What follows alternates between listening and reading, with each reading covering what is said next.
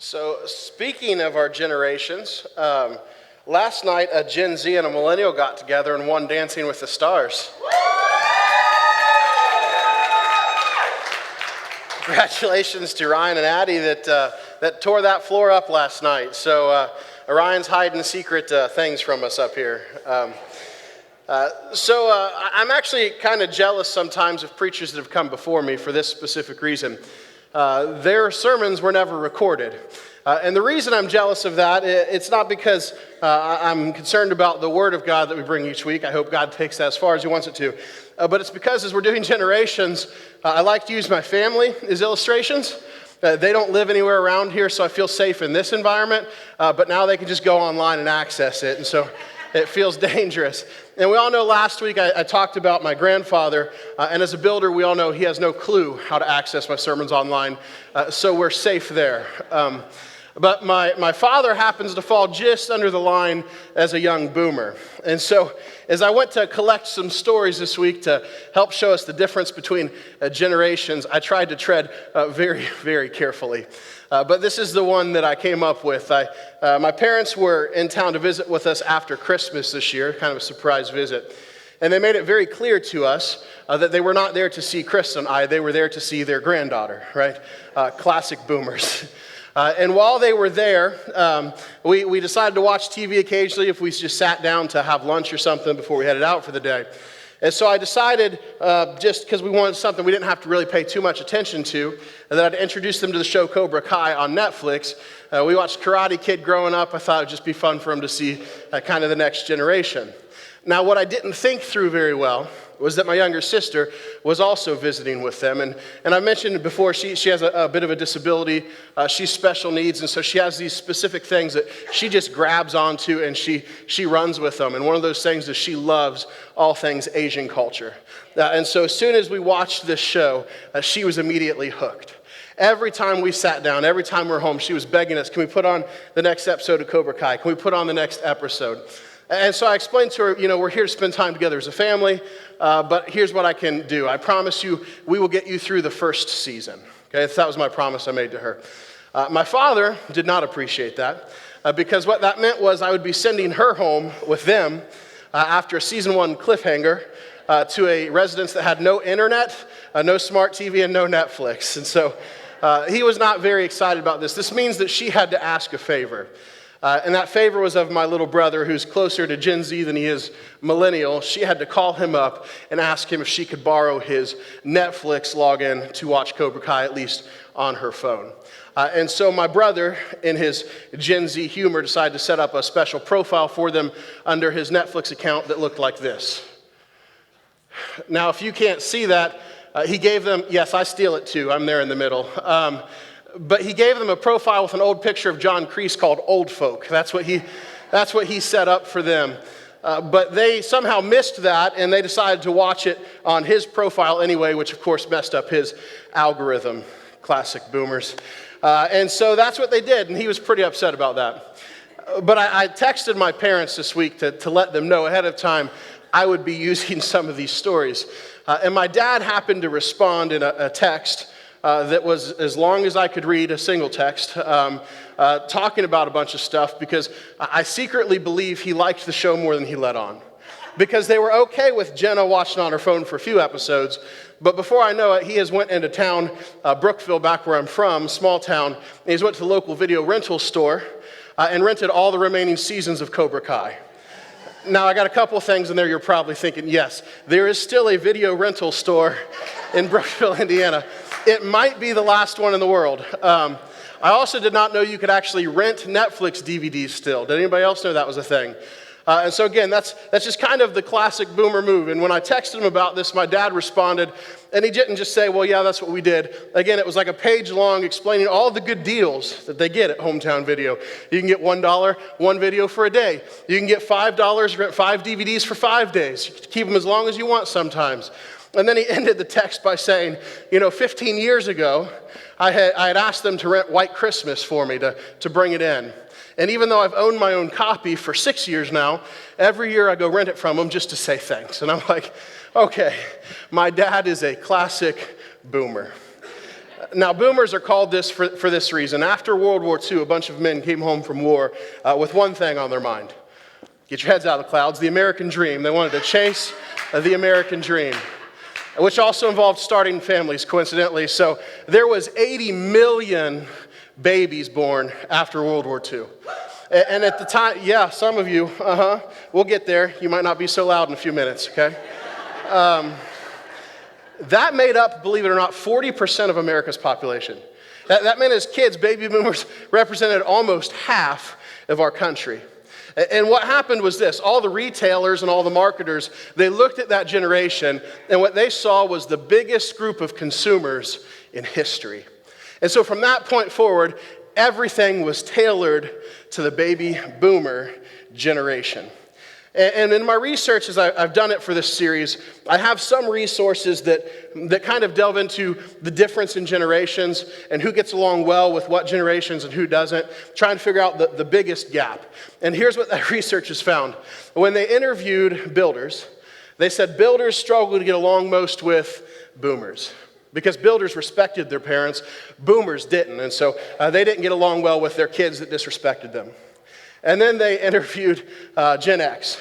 And Gen X struggled to get along most with boomers, because they said boomers were so competitive in the workplace, they never created space at the table for leaders to come up and join them from younger generations. And then they interviewed millennials, my generation, who they said struggled most with, you're probably catching the theme here, boomers. And they actually said, if you're in the workplace, you know this. They said that the largest generation gap between all, the two generations that struggle to get along the most, is boomers and millennials. Now, the reason I think that isn't because we're so different.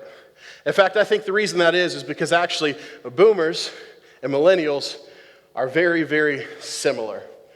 And I think boomers look at millennials and they sometimes say, well, that's just an earlier version of myself. They just haven't matured yet. And so it's led to some incredible, what I call similar differences. I actually found a video this past week that I think details those similar differences quite well. I've just been feeling really fatigued lately. Instead of my daily nap, I took like 2 today. I probably have COVID. I'm just going to not work for a week. And I was due for self-care week anyway. These kiddos are just too soft, man. I tell you what, I haven't taken a sick day since my 3rd heart attack. Get more vegan crackers and organic beard oil. Alexa, grab me a pair of tube socks and a beer. Diane, can you hear me? I'm stuck here. I'm sick of this. You know what I'm actually jealous of? The virus itself. It's gotten to see the whole world. Yeah, how am I supposed to be a travel vlogger when I can't leave? These kids jetting around the world, this and that. Tell you what, I take off 1 week a year and I go to Branson every time. That's all I need. My screen time is now up to over 10 hours a day. I mean, I've got to turn this thing off and I can't. Gosh, the game's on at 10. I got to turn it on, but I can't. Put it in the world. There's no way anyone can stay in this small-ish of a nice apartment. I gotta do what I gotta do. I could stay in my grungy little workshop forever. No worries. Oh, who's that? Hey, I thought I'd maybe crash here for a while. As long as you're paying rent. Very funny. You're my parent. Come on. Can't spell parent without rent. Oh my gosh, I'm entitled to this. Move. How do you even get this so messed up? I mean, I gotta change the settings. I gotta change what app goes where. You got this all messed up. I tell you what, kiddo. I mean, what do you... do you have anything that's like healthy in here? Anything like organic or vegan or non-GMO? I bet we got GMO up on the TV. I mean, with the cable, I know we got CBS, TNT, all those. I know you have cable. I still use the login. Hey, what's the Wi-Fi password? Yeah, your mother's got it somewhere. Here you go. What are these hieroglyphics? You don't need a password this strong. Change it to something simpler. What do you think, the CIA's out to get you? That might be. Hey, if you want to talk politics, we can get after it, man. I tell you what, I think a lot of this is political. I've been talking to my friend and... Mom wanted me to send you something. Here, let me airdrop it to you. Airdrop? You've been playing too much of them shoot 'em up games. We're not Nom. Gosh, I need a haircut and a beard trim. I miss my barber. Well, hey, remember Amber? She used to cut your hair. Been cutting my hair for 30 years. Go see her. She's open. Yes, I remember. No, I'd rather go to Sports Clips. You don't have any sports clips. I tried with that, but you're too busy drawing your paintings and doing your improv. Hey, come in here. We're gonna watch home videos. We had them put on DVDs so we could have them forever. DVDs? What are you gonna do next? You should have them transcribed onto papyrus? I don't know. If there's anyone benefiting from this, it's the climate. Really reducing global warming. Disagree. I like it hot. That's what's wrong with you kids. Afraid of a little sweat, hard work. I used to walk 5 miles to school every day in 110 degrees. Dad, the ice maker's not working. Can you call someone to fix it? Oh, let me call somebody, son. Let me call somebody. Hey, me. You mind fixing this? Here it comes. What's the address here again? I'm gonna order some food. Oh, well, hey, I got us covered, young man. I got all sorts of canned food out there. We got leftovers. What do you want? SpaghettiOs or 5-day-old pot roast? Hey, Dad. You got that thing on indoors? It looks like there's a diaper strapped to your pie hole. Which makes sense the way you're using that potty language. Watch your language in my house. I really do think boomers and millennials are actually quite the same. Now, the reason we're doing this series is because we want to create a better place to belong here as a church. If we want to do that, we have to look different from the rest of the world. And the rest of the world really struggles with these generational gaps, but what we want to do as a church is actually push into those things that make us different as God uses them in our mission to glorify Him, which is the same mission. And so that's why we're delving into this series. And this is what it's going to look like. Every week we're going to do a profile of a generation. And so we started with builders last week, we're doing boomers this week. And that profile is just generalities. And so even if you're of that generation, not everything may hit. But generally speaking, there's a lot of truth there. And then we're going to delve into something that each generation tends to struggle with just a little bit. Something because of their upbringing or their cultural environment that Satan, when it comes to the church, he's just like, you know what, I think I can prod in this area and probably do a lot of damage in the church. And so we'll look at that. But then we want to finish by looking at the strength of each generation and what God has uniquely gifted them with and wired them for as we work together on this mission to make disciples who make disciples, because the rest of us desperately need that. And so we're going to start this morning with a profile of our boomers. And boomers are this. They were born between the years of 1946 and 1964. They are a large and in charge generation. They took risks, they lived audaciously, they questioned everything, which led to a lot of change and growth, needed but different. They separated from tradition far more than any other generation before them. This all led to economic prosperity, consumer confidence, civic empowerment, and big future hopes and dreams. If the builders are the ones that established the American dream, the boomers are the ones that dreamed it up and actually worked toward it. And what the builders did was they were shaped by this. Like I said, there was a boom of babies after World War II, and these kids grew up during a time of expansion, not depression. And so under them, the economy swelled, but again, they questioned everything. The other thing, their attitude toward authority, they've always questioned it from the beginning, which separated from their parents who automatically respected it. Their tone toward life was confidence. They grew up in a bull market, and their population was the largest in history at that point in time. But here's a couple of interesting things that I found out about my boomers that I wanted to share with you. It said because it was a time of expansion, not depression, boomers grew up very idealistic. Because it was hopeful, boomers were audacious and they tried new things. Because information was more accessible, boomers questioned authority. This strange machine called a computer came on the scene. Before then, it was used just for workplace, but as it became personal, they were able to get the scoop on the generations ahead of them, find all of their failures, and question them. One very popular bumper sticker of boomers, raise your hand if you've ever had it, said, question authority. It was just a bumper sticker, apparently. But the favorite thing I came across is actually a quote from the quintessential boomer, Steve Jobs, who once said, never trust anybody over the age of 30. Fourth thing, because boomers grew up with televisions, their expectations just in life climbed. Higher expectations of quality of life. They made big financial decisions. They spent big. In this time of high cost of living, we have some boomers that aren't able to retire the way their parents did, and it leaves them wondering how they're going to finish well. And then the last thing was, because the generation was so large, boomers grew up incredibly competitive. They competed with everything. They learned things the hard way from the school of hard knocks.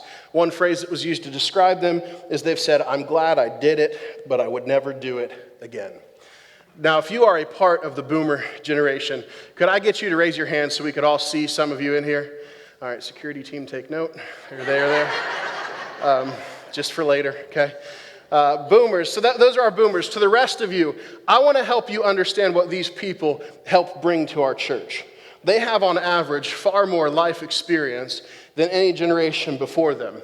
As such, they have incredible wisdom. They've learned well from their past, from the school of hard knocks. They don't know just what to do, they also know what not to do, which can be equally beneficial. They also can see pitfalls that the rest of us may not see coming. Boomers can also have big dreams. They're incredibly innovative, and they've always just gotten things done.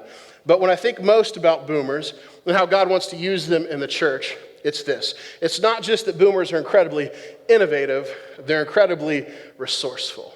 And so while the builder generation was resilient, our boomers are resourceful. And my dad gave me a story to help explain this, actually, that I thought was nice. He said when he was 10 years old, he was working on the farm, the family farm, and he was about as far away from the house and the barn as you could possibly get. And the tractor broke down.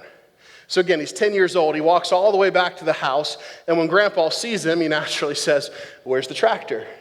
And Dad just says, "Well, it obviously broke down." Grandpa says, "What's wrong with it?" Dad says, "Well, I don't know." And Grandpa's response to him was, "Well, then you've got a long walk back to figure it out." I think that defines our boomer generation incredibly well. Always hardworking, always figuring things out, simply making things work. And I rag on my dad a little bit, but I'm incredibly grateful growing up. Whether times were good, whether they were bad, he just made things happen. He worked hard. My work ethic comes from him. One Christmas we wanted a zip line. He didn't buy it out of a catalog. He made it himself. If there's a washer or a dryer that goes down, he fixes it himself. When our hot water broke, I called him. Water's flooding into the house. I'm like, what do I do? And I call him, right? Because I'm a stupid millennial. But he knows what to do. And so I'm incredibly grateful for him, not only as a dad, but I'm grateful for the boomer generation. Because here's what's happened in the church. Boomers have always just made things happen. They've gotten things done. They've dreamed big. And what boomers have done better than anybody is they use what God has already given us to accomplish our mission of making disciples. They don't need a bunch of fancy things. They take what God's already doing and they just work with it. And so when it comes to what I think the boomers can teach us best as a church, the spiritual principle that they can lead us in, it's this. Boomers can teach us that making selfless disciples starts with making selfless decisions. That's what boomers can teach us. So if you want to see what I mean by that, we're going to be in the book of 1 Corinthians this morning. We're going to be in chapter 10. And as you're turning there, I'll say this. I think 1 Corinthians 10 is a very apt chapter for today's message. Because in 1 Corinthians 10, here's what Paul is doing. He's talking to a group of Christians that have been that way for a little bit now. And he's warning them about some decisions they have to make. But he's talking about it in terms of their past. In other words, he's giving them some past examples that they have learned the hard way, some life experience that's going to help them make different decisions moving forward. And so he starts that conversation in verse 23 where he says this. He says, "I have the right to do anything, you say, but not everything is beneficial. I have the right to do anything, but not everything is constructive." So here's what's happening. What you have is up until this point in history, everybody's been under the law. The law's kind of hemmed them in on the sides. It's kept them pointed in the right direction. It's been the bumpers in their bowling lane. But with the mystery of Christ, namely his death, burial, resurrection, and the indwelling of the Holy Spirit, suddenly those bumpers are gone. The training wheels have been removed. There's this new and incredible freedom that everybody has the opportunity to live in. But here's what's happening. Culturally, in that day in Corinth, for some reason, they had adopted a slogan. And the slogan went like this. It says, "I have the right to do anything." It's kind of like when millennials about 10 years ago said the phrase YOLO all the time. Got super annoying. Said YOLO, right? You only live once. There's a clothing brand after it and everything. But that's not just younger generations. It's been around forever. The Roman poet Horace he's the one that phrased carpe diem, pluck the day. Right? And so this idea has been around for generations, this I have the right to do anything. And what every generation has used it for is to justify short-term decision making. Right? Short-sighted decisions. I'm going to live for today and for myself and for today only. Because here's what's happening. These phrases, while true, are only half true. It's true that you only live once, kind of. It's true, carpe diem, pluck the day, you should live for it, kind of. It's true, kind of, that I have the right to do anything. But Paul's not a man of half-truths, he's a man of full truths. And so he adds something on the end of it. When people say, I have the right to do anything, he says, sure you do, but not everything is beneficial. And sure you do, but not everything is constructive. Yeah, through the freedom that Christ gives you, you can walk and you do things you couldn't do before. You can have an incredibly clear conscience that you're not in sin, but just because you live that way doesn't mean it's beneficial. It doesn't mean it's going to build your faith or build the faith of others. In fact, sometimes the things we do in our freedom tears us down or tears other people down. And that's what Paul's more worried about than anything, because this is what he says in verse 24. He says, no one should seek their own good, but the good of others. See, Paul's saying, at our core, we're all selfish people. And we do the things that we want without considering how it might impact others. And guess what? That's not the example that Jesus gave us. Because Jesus hanging on the cross was not what was best for Jesus, but it was certainly what was best for us. And so Paul's going to follow this up then with some specific examples. And he starts that in verse 25 where he says this. He says, you can eat anything sold in the meat market without raising questions of conscience, for the earth is the Lord's and anything in it. So here's the cultural situation. It was really normal back then for there to be meat available in the market that had been sacrificed to idols. In ancient Rome, they actually set up the meat market right next to temples that worshipped Artemis and all these other gods because it made the transfer of meat really easy. And in the church, there had been this raging debate, specifically between Jews and Gentiles. What do we do with this meat that's been sacrificed to idols? Because under the old covenant, under the old rules, you couldn't eat it. You couldn't even touch it. It would make you unclean because it was the same as you committing idolatry. But now with this newfound freedom, with the training wheels off, you can eat whatever you want. And so the Jews were struggling, but the Greeks were going around. They'd never been under the old covenant, so they were merry on their way, eating whatever they wanted, didn't have a care in the world, didn't affect them one bit. And so the first thing that Paul does here is he says, you're right, you can actually eat it freely. He affirms this truth. He's like, you are free now. You can eat that meat. It is not a big deal. But then something else happens. He even goes further in verse 27 because he says this. He says, in fact, if an unbeliever invites you to eat a meal and you want to go, eat whatever is put before you without raising questions of conscience. In other words, you can go to a friend's house, doesn't believe in Jesus. Whatever they serve in front of you, go ahead, eat it. It's not a big deal. It doesn't matter. You can have a clear conscience. You can go home, put your head on the pillow, go to sleep, not a care in the world. But then he's going to give us a caveat. Right? He's going to give us a caveat starting in verse 28. Because then he says, but. He says, but if someone says to you, this has been offered in sacrifice, then do not eat it, both for the sake of the one who told you and for the sake of conscience. I'm referring to the other person's conscience, not yours. For why is my freedom being judged by another's conscience? If I take part in the meal with thankfulness, why am I denounced because of something I thank God for? Now, here's something we know here, and there's something we don't know. What we know is this. The conscience that Paul is speaking of is not the person, the Christian that he's instructing. It's the conscience of the person that's not the Christian in the room. Because that's what we know. What we don't know is who this person is that's making the statement, did you know this meat was sacrificed to idols? And I'm not sure it matters. Because here's what Paul is saying. Maybe you're at someone's house, and they say, did you know this meat is sacrificed to idols, and it's a Gentile? Maybe they don't follow Jesus at all, and they're just trying to see what your reaction is. They're trying to test it out, see where your loyalties lie. Well, if that's the case, can you eat of the meat? Sure. But should you? He says it'd be better to abstain because even though this is an unbeliever, you don't want to trip them up.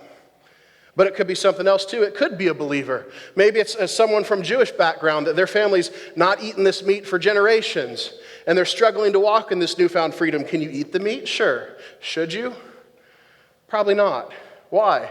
Because they might be struggling with their conscience, and it's beneficial to simply not trip them up. So that's kind of what Paul is saying here. You can do whatever you want, and you're not sinning by doing it, but it also may not be the best approach. Okay, you have freedom, but there might be a better way to do things. And I liken it to this situation. You know, it is in 31 and 32, Paul tells us, the reason you do these things, it's not for your benefit. Because in 31 and 32, he says, whether you eat or drink, whatever you do, right? He's not making it just about meat. He says, whatever you do it all for the glory of God. And so we can eat the meat. We can drink the drink. We can do whatever we want to do, and we have a clear conscience, but It should be predicated not on what's best for us, not on our fleshly desires, but what is best for the other person. No matter whether they're a Gentile, a Jew, or a fellow Christian, it doesn't matter. As the Christian, we're always placing the other person above ourselves and saying, you know what? My job is to introduce you to Jesus and let you get to know him. And so whatever I have to sacrifice to make that happen, that is my responsibility. It's not an issue of right or wrong. It's an issue of doing what we can do versus what God would want us to do versus what is best. And I think our most probably prominent example in our culture today is alcohol. Right? And this is a struggle. This tears churches apart. People think different things, but I'll just put it out there. You know, I'm not ashamed to tell you, occasionally, every once in a while, I have a drink. And you know what? It's every once in a while. It's not that often. It's not sinful, and it's okay. I'll also tell you I only like to drink stuff that embarrasses Ryan. So between taking my medium well and liking the flavor blue, he doesn't invite me over anymore, okay? But here's the thing. I'm a pastor. And so there's a way that I live my life that it's my choice, and you have your choice, but there's certain things I do, certain principles that I follow to try to not trip people up. And one of them is this. I won't, if you take us out to lunch, I don't mind if you have a drink. It doesn't bother me at all. I won't drink with you if it's in the local Lebanon area. It's just a choice that I make. I won't do that publicly because for all I know, somebody could walk in that struggles with alcohol, that's been an idol in their life. And if they walk up and one of their pastors is drinking, am I in the wrong? No. Is that what's best for them? Probably not. So I'm not going to do it. Or it might be this. It might not even be a fellow Christian. It might be the waitress. The waitress might be someone whose father struggled with alcoholism and beat her. And she sees a pastor in the community drinking. And she thinks to herself, well, I already didn't believe in this Jesus guy, but clearly they're hypocrites anyway. Now, she doesn't know that it's right or wrong for me to drink, but that's not what matters. What matters is the fact that it's tripping her up. And so it's just better for me to not. And what I'm trying to explain to you here is, you know, I'm amazed as I've been a part of a larger church now, how many people know me that I have no clue who they are. And it happens all the time. I was in the Y this past week. I had finished up my swim. I was putting on my shoes, so I was sitting down on a bench, getting ready to come into the office, and some older gentleman walks in. He just goes, "Hey, Pastor." And I look up, and he drops his pants right there. It was awkward for me. I had no clue who that guy was. Now, so if you are here this morning, I want to say, I am so sorry. Please know, millennials are very uncomfortable in that situation. In fairness, I also didn't get a good look because I was staring at a speck on the ceiling at that point, just seeing if they needed to do some work there in the locker room. I say that for this reason. You never know who's watching you. You never know who knows you, maybe if you don't know him. You don't know when people are looking at your life what they're looking to see. Right? And so as Christians, we have incredible freedom to do anything. But we should always live our lives in such a way that with anybody watching, no matter what reason they're looking for, no matter how they know you, no matter where their faith is or isn't, it doesn't matter that your life is a living witness to Jesus Christ. And that we have to live our lives and walk that way. And here in 33, I'm excited to get to 33. Because 33 is where I think the boomers really start to offer us something really incredible in the local church. Because Paul starts by saying this. He says, and this is in continuation from do not cause anyone to stumble. He says, even as I try to please everyone in every way. For I am not seeking my own good, but the good of many so that they may be saved. So he's saying, you can't please everyone. You are going to cause some people to stumble. It's just going to happen. But we should live our lives in such a way that we try to cause as few of them to stumble as humanly possible.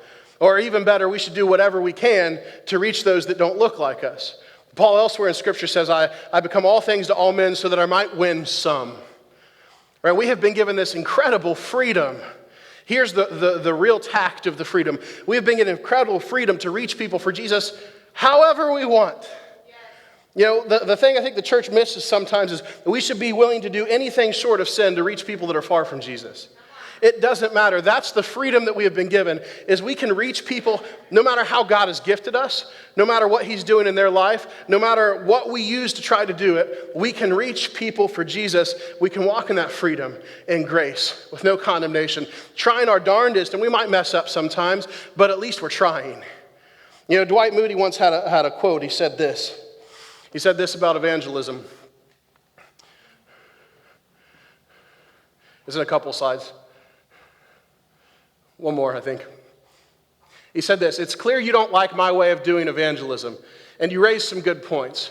Frankly, I sometimes do not like my way of doing evangelism, but I like my way of doing it better than your way of not doing it." And I love that quote because let me share a frustration with you really quick. Here's my frustration today. I feel like there's a lot of Christians that are walking around in religious bondage that God didn't put there, going out of their way to condemn one another. Because here's what I've seen.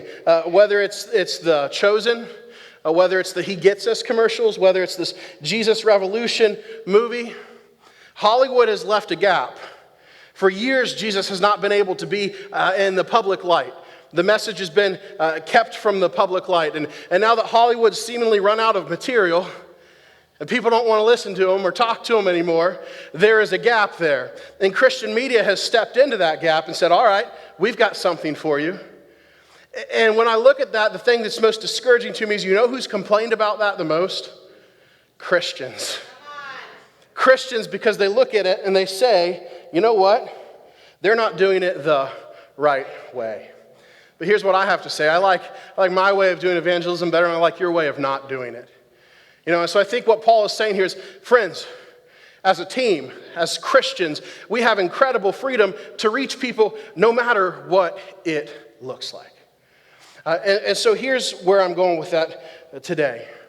I personally think boomers have more opportunity to step into this, to become all things to all men, to use what God's already given us to reach people, maybe more than any generation ever before them.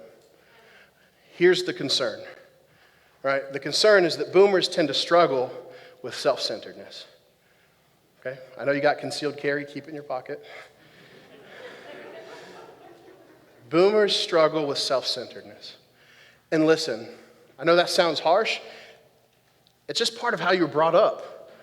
Listen, from the day you were born, people looked at you and they saw dollar signs. From the day you were born, the builders looked at you and they said, the way to build our economy back after a major world war is to pander to this generation. And guess what? It worked. It was a good economic decision to make everything about boomers. But when it comes to the church, and we have trouble separating that, sometimes it can do harm. Because sometimes boomers can't separate that from what God has called them to do. Sometimes boomers will say things like, you know what? If it's not about me, then it's not for me. You know, we had a term that bounced around about 15 years ago. It's still around a little bit, but was called the term church hoppers. And it was used to identify boomers that every 3 or 4 months they would go find a different church. And they'd never commit to one. And they'd never plug in. And they'd never serve because, well, they did something that it's not the way I would have done it. Or it's not for me. And so they would look around until they found somewhere that was the music they wanted, that was the preaching they wanted, that was the programs they wanted for their family. And unless they found all of it, well, then it wasn't their church. Now, I know that sounds harsh, but here's why I think it is. And this is my opinion, so take it as such. I believe that you struggle with that so much because you are the greatest threat to the kingdom of darkness that's ever walked this earth. I believe God has gifted you in ways and put you in a specific generation in a specific time period, and He has let you go through specific things to change the world for Jesus. So while you may have this tendency to occasionally struggle with self-centeredness, here's your strength. It's not just ingenuity, it's resourcefulness, which means you can make anything from nothing. You can fix anything that's been broke. You can dream big and you can do incredible things for the kingdom. I think Satan attacks your generation so hard in this way because that's the one thing that gets in the way of you making disciples who make disciples who start entire movements for Jesus. That's really what I believe. And I think a lot of that, friends, if I can be honest, a lot of it just stems from the fact that you were required to be super political to rebuild this country. Now, hear me very clearly. Boomers love our freedoms and our rights.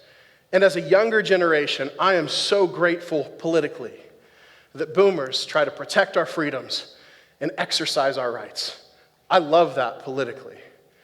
Spiritually, there's a little hang up Because spiritually, what Jesus showed us, spiritually, what Paul showed us, is sometimes the best thing we can do is to lay down our rights and to lay down our freedoms for the sake of somebody else.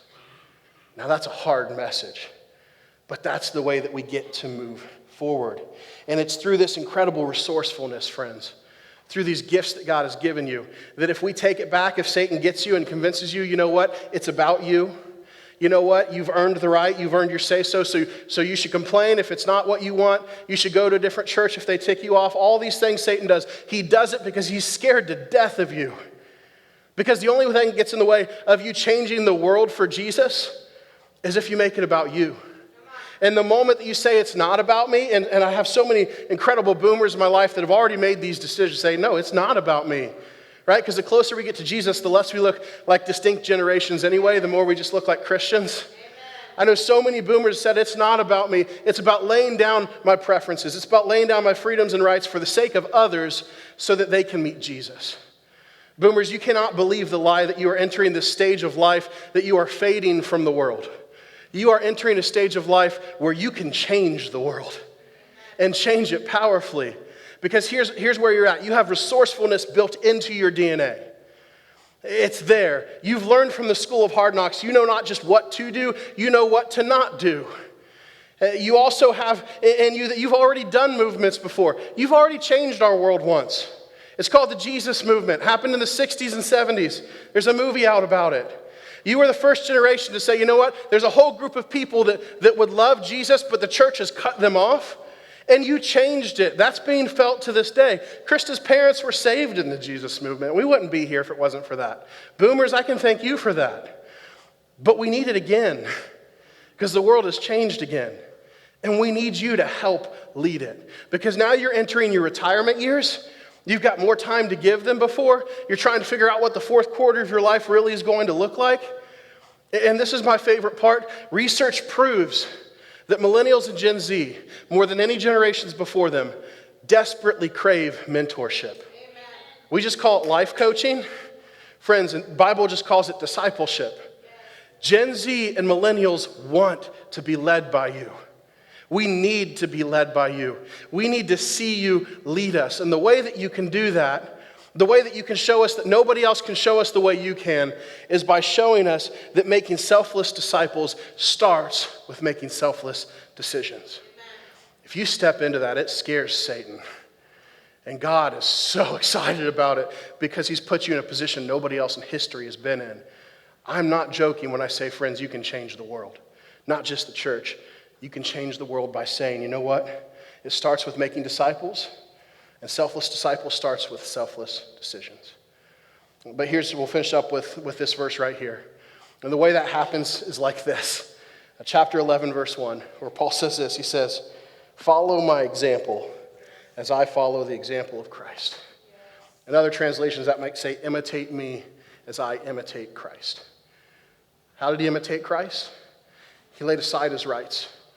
He laid aside everything, his freedoms, so that he might win some. And Paul's not saying here, hey, I'm just good if people look at my life and they want to follow my example. That's not what he's saying. Paul commanded people to follow him as he followed Christ, which means he wasn't okay being half in. He knew he was all in because he didn't just hope people looked at him and thought it was a good way to do life. He told people, follow me because I'm following Jesus. Our boomer friends, man, that's what we need from you.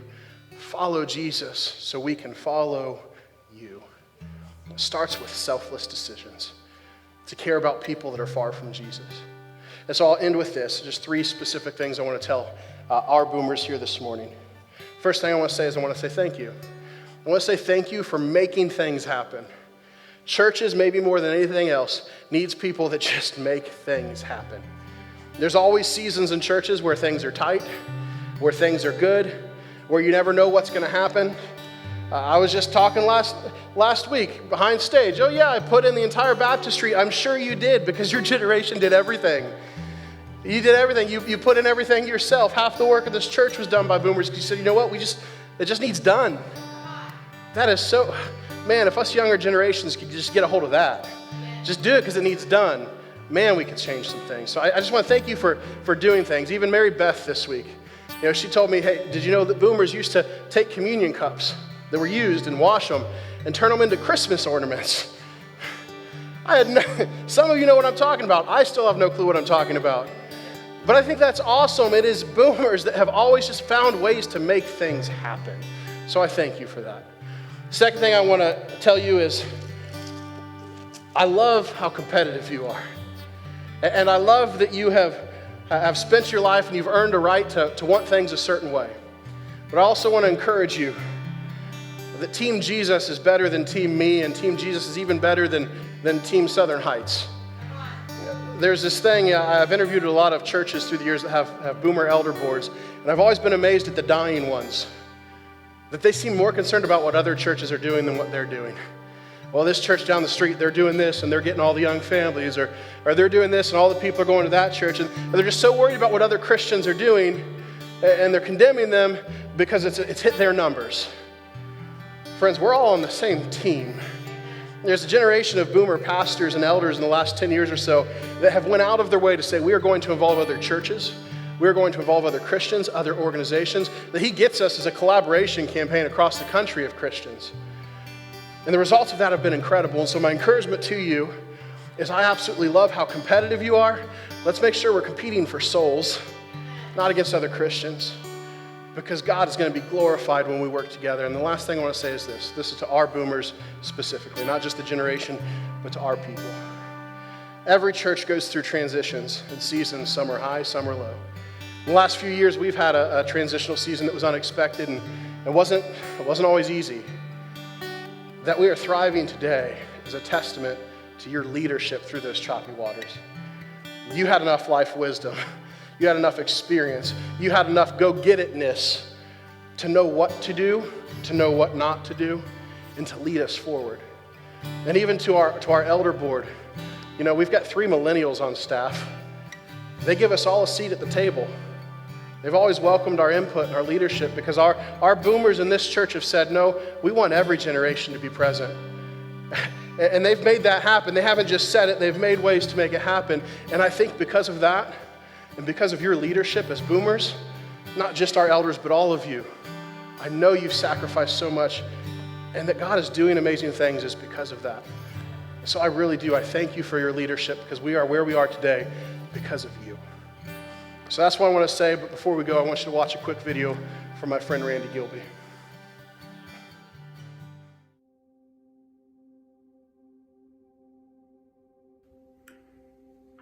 The way I've seen culture change is, of course, with the technology. That's the main thing. And that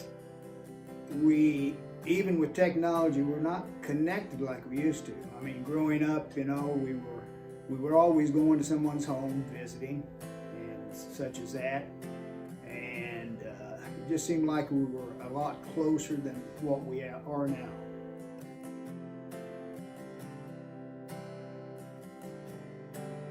Well, this is like a broken record, but mainly the music, and also I guess the dress code, if you want to call it that. When I was, growing up and such, it was always the, suit and tie type thing, women with dresses, and I'm happy it's changed to a certain point, but I think we may have lost something there too.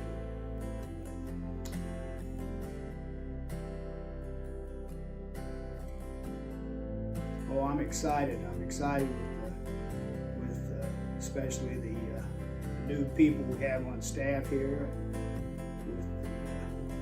with the elders that I think the world of and love. And I just think I think we're where we're supposed to be. I think the Lord has blessed us and is continually blessing us, and we just got to be united.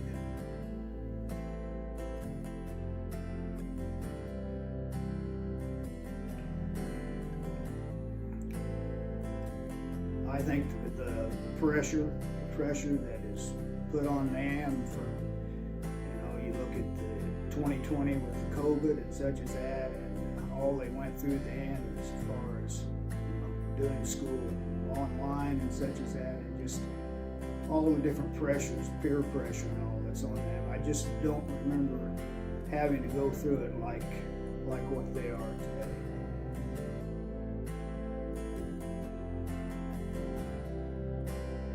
Oh, it definitely brings me closer to the Lord, closer relationship with Jesus, and it just, it's just makes me feel like I belong, like I'm alive, I'm doing what Christ wants me to do.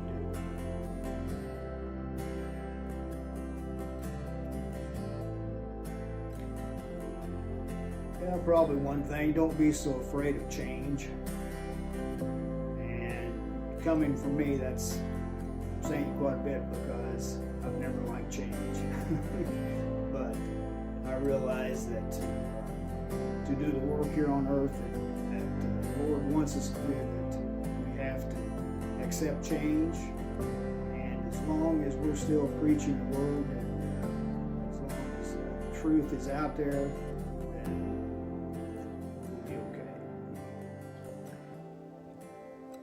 Randy, the example you set in loving God, loving people, and sharing Jesus is an inspiration to me as well as many others. And for that, we thank you. What's going on, Randy? I want to take just 1 second of your time to let you know what kind of impact you have personally had upon my life. Whether it was you sharing your knowledge about the cow business, or whether it was allowing me to work alongside you every day and see your walk with God. Either way, it was a big part of what I've become and what I hope to be someday. It's probably no big deal to you, but I'd like to take the chance just to say thank you. Take care. God bless.